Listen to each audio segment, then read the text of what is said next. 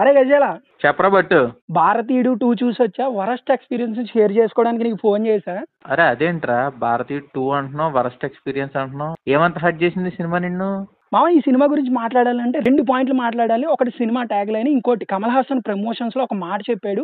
ఈ రెండింటిని టాలీ చేసుకుంటే సినిమా ఏంటో నీకు అర్థమైపోద్ది. First cinema tag line zero tolerance. మామ, జీరో టాలరెన్స్ అంటే సేనాపతికి సొసైటీ పట్ల ఉంటది అనుకున్నాను కానీ శంకర్కి మన పట్ల ఉంటది అనుకోలేదు. 3 గంటలు థియేటర్లో కూర్చోబెట్టి కొల్ల ఒడిసేసాడు మామ అని కమల్ హాసన్ ఒక స్టేట్మెంట్ ఇచ్చాడు. భారతీయుడు 2 గురించి అసలు మాట్లాడకుండా భారతీయుడు 3 బాగుంటది అన్నాడు.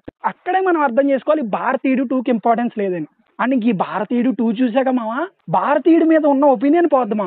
అండ్ ఇంక క్లైమాక్స్ లో భారతీయుడు 3 ట్రైలర్ చూపించాడు మా. చూడగానే 2 జేబులు చేతిలో పెట్టుకుని బయటకు వచ్చాను మావా. నాకు చాలా కోపం వస్తుంది మావా శంకర్ మీద. ఇంత worst execution, worst writing Shankar career లో లేదు మావా. ఇది టిల్ డేట్ వరస్ట్ సినిమా మా.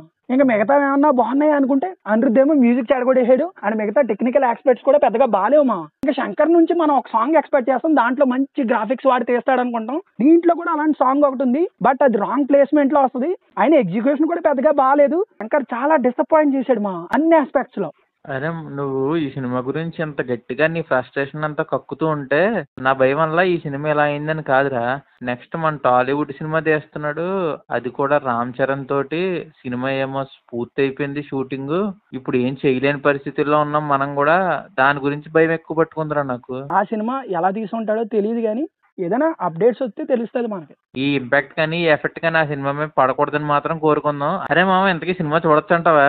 అరే మామ, ఇందాటి నుంచి పిచ్చకుక్కలా అడుగుతున్నాను, నీకు అర్థం కాలేదు ఇంకా మళ్ళీ అడుగుతున్నావు నువ్వు సినిమా చూడొచ్చా అని. Okay, I understand your frustration. కింద స్కిప్ అని ఉంటుంది, అది కొడితే సరిపోద్ది అనమాట.